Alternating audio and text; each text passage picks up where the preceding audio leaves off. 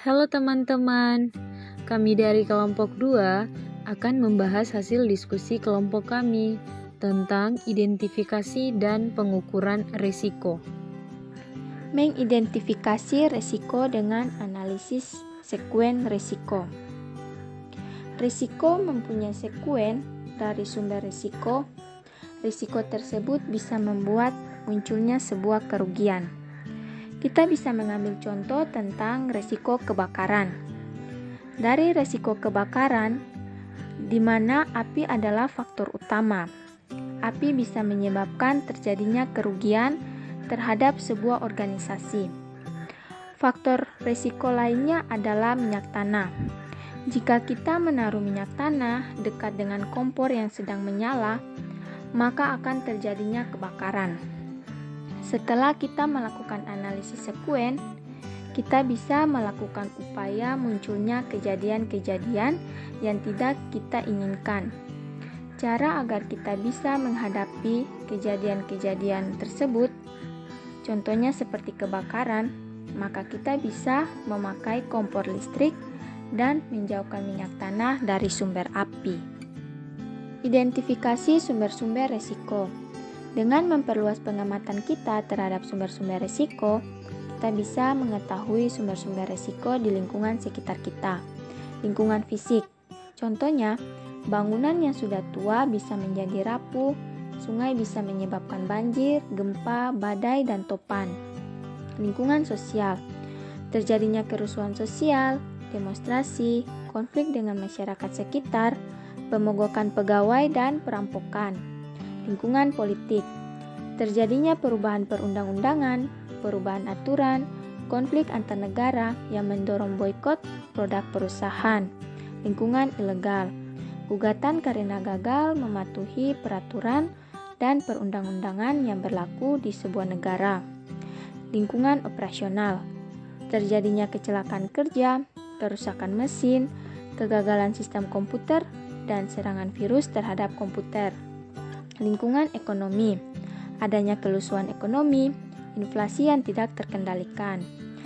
Dengan mematuhi sumber-sumber risiko, kita bisa memperoleh gambaran apa saja yang mungkin muncul dan membahayakan organisasi. Adapun alternatif kategori sumber risiko. Konsumen, keluhan dari konsumen yang mengakibatkan kekecewaan dan tidak mau membeli produk perusahaan, sehingga membuat perusahaan tersebut merasa dirugikan. Supplier, pasokan dari supplier tidak sesuai dengan yang diharapkan.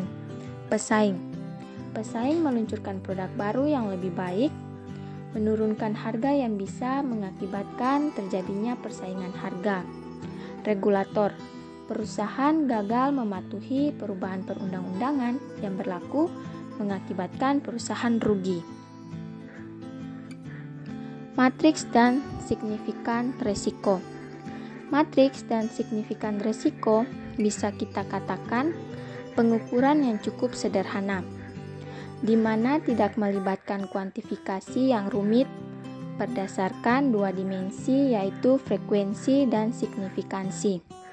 Proses tersebut pada dasarnya melakukan dua hal. Yang pertama, meningkatkan standar risiko, dan yang kedua, menerapkan standar tersebut. Sebagai contoh, manajer risiko membuat standar frekuensi tentang munculnya kejadian yang merugikan dengan menggunakan 3 kriteria: sedang, rendah, dan menengah. Manajer juga bisa membuat standar signifikan kerugian dengan menggunakan 3 kriteria lainnya, seperti normal, menengah, dan serius. Dengan kita menerapkan kriteria tersebut, kita bisa mengevaluasi sebuah risiko dengan mudah. Teknik kuantifikasi risiko lainnya.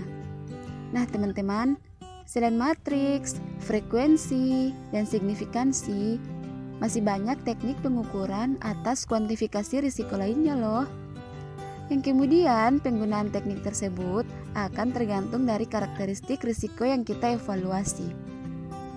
Adapun konsep dan teknik statistik sangat relevan dan banyak digunakan untuk mengukur risiko-risiko tersebut. Unggul Airlines.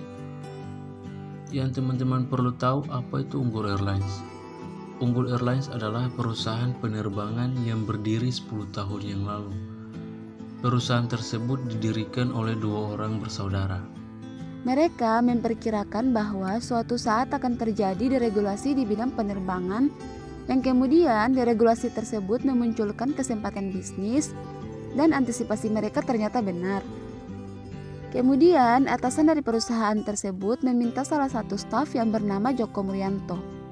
Nah, Joko Murianto inilah yang akan mengevaluasi risiko yang dihadapi oleh perusahaan dan mengembangkan solusi menghadapi risiko tersebut. Secara spesifik, alasan atasan perusahaan tersebut meminta Joko untuk mengidentifikasi risiko strategis yaitu risiko yang dianggap secara signifikan mempengaruhi bisnis penerbangan PT Unggul Airlines. PT Unggul Airlines menggunakan pesawat yang lebih tua dibandingkan dengan pesaing-pesaingnya. Pesawat tua tersebut digunakan karena biaya sewa dan biaya pembelian lebih murah. Namun, pesawat tua lebih boros bahan bakar. Diperkirakan bahan bakar mencapai sekitar 30% dari komponen, sementara persentase untuk pesaing adalah 15-20%. Dengan struktur semacam itu, PT Unggul menjadi lebih rentan terhadap kenaikan harga bahan bakar pesawat.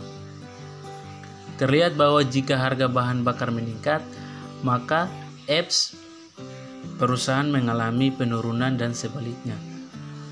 Untuk melihat seberapa besar pengaruh tersebut, Joko kemudian membandingkan pengaruh harga bahan bakar terhadap EPS untuk PT Unggul Airlines dan perusahaan penerbangan lainnya. EPS Unggul Airlines lebih sensitif terhadap perubahan harga bahan bakar, maka EPS Unggul Airlines cenderung lebih tinggi perusahaan penerbangan lainnya. Tetapi jika harga bahan bakar bergerak naik, maka EPS Unggul Airlines akan jatuh cukup signifikan.